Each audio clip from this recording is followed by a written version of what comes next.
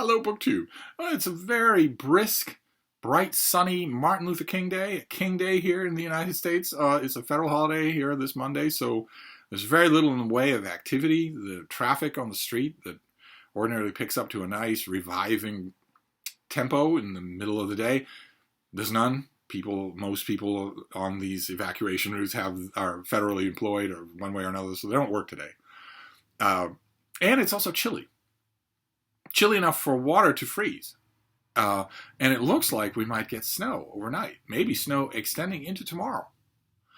And also, I don't know for sure. I don't trust normal broadcast weather people. But I do look at data. And it looks to me like the data maybe supports that Boston might be getting a touch of the cold that the rest of the country has been getting. So much of the rest of the country has been getting. I don't know if that's true. We shall see. My little bean does not do well. She doesn't like extremes of weather. Fortunately, here in Boston, it's mostly normal weather, unperturbed all the time. It's mostly mild in the mid to high 60s. That is 90% of the time. No rain, no hint of wind, no dew, no nothing, no disturbances of any kind. Just mild sunlight and mid 60s Fahrenheit to 70 Fahrenheit. Mostly it's that. That's 90% of the weather here. So ordinarily Frida doesn't have to worry. No wonder she dislikes inclement weather. But we shall see. If it snows tomorrow, that's going to be the Battle of Waterloo right there. And if it gets extra cold after that, yeah, she won't wear human clothes. She won't do it. But anyway, I've got one package. Somebody did deliver mail today. Either they delivered it today or they delivered it yesterday. Sometimes I get mail on Sunday. Sometimes the truck is just going around. It really helps if you know the driver. I know all the drivers. They know exactly who I am. They know what I'm getting. They've been subject to way too many unprompted disquisitions about books, so they know it's books that I'm getting. Sometimes if they're driving by, maybe they're going from one assembly station to another, they'll just stop and drop off what they have. It's not formal. It's not a normal delivery route, but sometimes that will happen. Either this came then or it came today. I think one delivery system in Massachusetts is still operating, even though it's Martin Luther King Day. I'm pretty sure there's one. So you have one package to go to, and also I've been pondering a bit. I've been pondering what to do for a read-along. We're doing a read-aloud. We started a read aloud in January, reading the Gospel according to St. Mark. And a lot of you have been asking this, I might as well answer you. A lot have been asking the question. We're going to follow the Gospel according to St. Mark with Matthew, and then Luke, and then Acts, and then John. We're going to read all four Gospels and the Acts of the Apostles for this read aloud, where it's the King James translation, so it's not in copyright, and I'm reading it out loud to you, and then we're chatting about it a bit. That's a lot of fun, but I also want to do a read along. Where I pick a book that can be in copyright, because I'm not going to read the whole text. I'm going to read you little bits and pieces, and we're still going to discuss it. I haven't started that yet, nor have I formalized anything like that. The closest I've come is, I don't think I have it here. I have the ebook. That's the problem. Is the Steve Tiberius Donoghue book club that starts in February with Antonia Fraser's biography of Marie Antoinette. So that'll be a read along, because I obviously can't read that book out loud to. But that's the book club. We can do a read along as well, and I don't know what I want to pick. It can be anything, except the Last Dune book or the Anatomy of Melancholy. So if you're already typing those things, kindly don't, and also rethink your life. It can be anything, and I don't know what I want it to be. Should it coincide with some BookTube event? Or should we do one on our own? Maybe do another read-along that coincides with the BookTube event? I don't quite know. Ordinarily these things come to me very clearly, but this one hasn't. I know I want to do it in February. A read-along as well as a read-aloud in February, plus the book club. But I haven't figured out what I want it to be. It's one of the awkwardnesses, I guess, of the fact that although there are viewers who really like this channel, of course I really like you too. I'm very glad to be talking to you again in this year. There are quite a few BookTube channels. I'd say most BookTube channels actively dislike me. They actively dislike my channel to the extent where no interaction, no acknowledgement whatsoever. They'll go on their channel and say, this novel, Steve Alton's Meg, I never hear anyone talk about it. You certainly damn well do hear someone talk about it. You just don't want to acknowledge that that person exists. That's all. And if you think you're doing that and it's below the radar, you're wrong. There are also whole videos that are made specifically out of spiteful, catty hatred of me. And as far as I know, 2 whole channels whose founding motivation, they may have found a community since then, but their founding motivation was, don't pay attention to him. Pay attention to this instead. That's a lot. That's a lot of concentrated ill will that I believe is grounded on absolutely nothing. That's true for booktubers, but it's generally not true for the booktube viewers who've come to this channel, which is really great. That is really great, and that is all that I need. I once upon a time, 8 years ago, when I started this channel, of course, I dreamt like anybody did that a booktube community would embrace me. I had no idea that, and some booktube channels have, but I had no idea that the opposite would also happen. And it doesn't. The opposite doesn't have the pointed rejection. I'm going to make a vicious video about you. I'm not going to mention your name, but this is designed to hurt you, to make you feel bad. That doesn't happen to any other booktuber. the other booktubers might not be embraced by their fellow booktubers. That's not 100%. That's not uniform across the board. But there's no pointed contempt like that, except for me, that I know of. I wasn't expecting that 8 years ago. I could easily do without that, but that wouldn't. So the reason that I bring that up is not for self-pity. I am not playing the world's smallest violin. I am not. I'm not bringing it up for self-pity. I'm bringing it up because it rules out the kind of booktube read-along that I would ordinarily like to do, which would be a big group of booktubers, the way everybody else does buddy reads and read-alongs. That would be great. But I don't know if that's even possible. So instead, I'm thinking in February, what could we do as a read-along, you and me? A read-along with the people I know like me. You might not like the fact that you do, but you do. I know that for a fact. So what should we do for a read-along? Should it be something unusual? I mean, you automatically think, when I mentioned it, you automatically think of something like Moby Dick or Trollope or something like that. But what about something not as usual as that? Something off the beaten track? Is there anything like that would work? I mean, I don't really care about the metrics of my channel, but I don't want to do a read-along and get 10 viewers. That already happens with Epic Comic Book Wednesday. I don't want to tank the thing by picking something no one's interested in. I was thinking the other day, when I've been revolving this idea in my head. We have time. We still have time. We're halfway through January. So we have time to figure out what to do for February. And one idea that came to mind was The Sword of Shannara by Terry Brooks. A random, weird choice. I'm not in any way saying that it's a favorite book of mine, but it might be fun to do read along, where we break it up into segments and read it gradually throughout the month, or something else. I mean, whatever it is. I have a feeling that if all of you, if I gathered 40 of you here for Wine and Calzones on Friday, I have a feeling that the consensus in the room would be something canonical, rather than something even remotely modern. But I could be wrong about that. You never know. I'm still puzzling over it. I'm trying to figure out what to do about a read-along. We're doing a read-aloud, and our read-alouds are set. They're set for a while, because we're going through the Gospels. We're going through the New Testament, aside from, I don't think I want to do Paul's letters.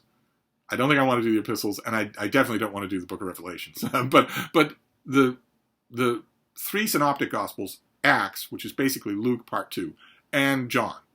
I want to do all of those, and that'll take us a while. That'll be a nice long time before we do with our next read-aloud. But then there's the read-along. What is the read-along going to be? Should it be a brand new release? I don't think there is an author of a brand new release who would object to that. If we did a read-along, not a read-aloud, so I'm not infringing on their copyright. If we did a read-along of a brand new release, I'm pretty sure it would result in 70 or 80 sales of that new release. So I don't think any author would mind. But that excludes people, right? I mean, you can't go, who knows if there's not a long waiting list at your library. I certainly don't want to cost you a lot of money. So I don't know.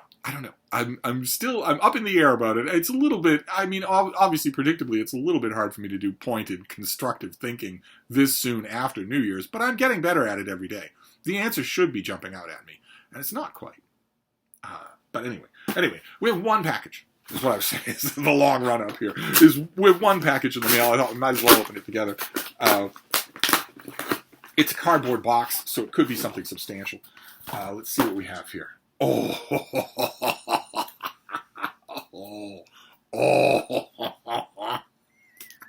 Okay. It is almost certainly something substantial. I won't know until I read it, but the reading is not going to be that far away. This goes on the list tonight. We've got the book was in a cardboard box, but it was also wrapped in plastic. So you can take care of that. Oh my goodness! Oh goodness gracious! Okay.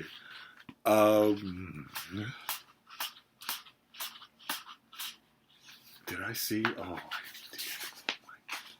did. Okay, no idea how expensive this is. This is Duke University Press, so this could be pretty expensive. Sorry about that. I'm going to tempt you, but sorry about that. This is edited by Kristen Love Huffman. So this is a collection of the latest scholarship and accessible, popular audience articles. A View of Venice, Portrait of a Renaissance City. This is a paperback. This might be a paperback in your bookstore. This will not be in your bookstore. You get, before you get to the table of contents, you get. This is when Mark Richardson is wincing because I am not good with this sort of thing. I admit I'm not. Any delicate operation in a book or anything else, I'm not good at it. I don't have a sense of touch, and I don't care about it. And so, but this is still lovely. Look at that. It has a fold out.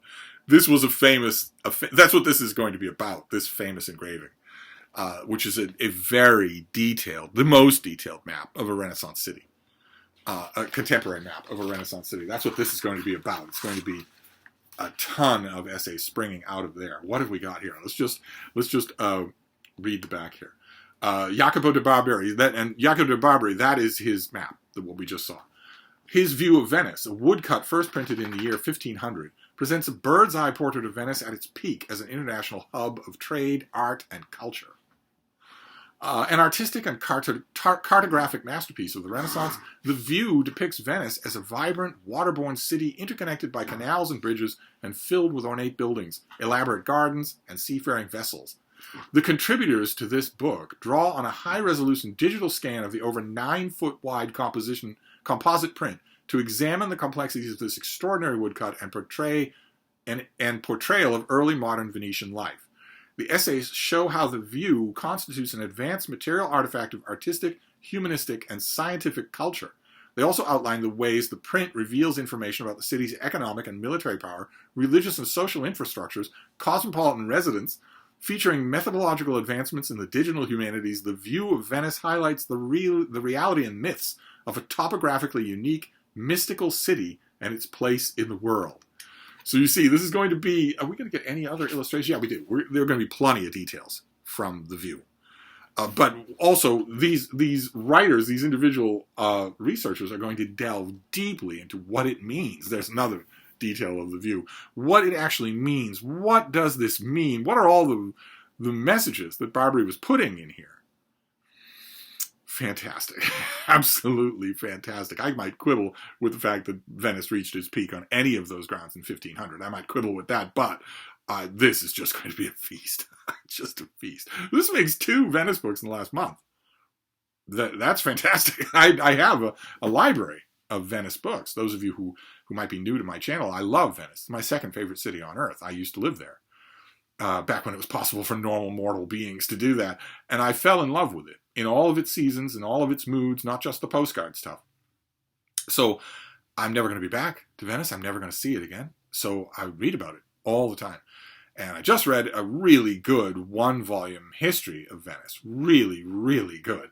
And here we have an extremely in-depth, multi-voice, scholarly assessment of one of the greatest pictorial illustrations of a city ever done.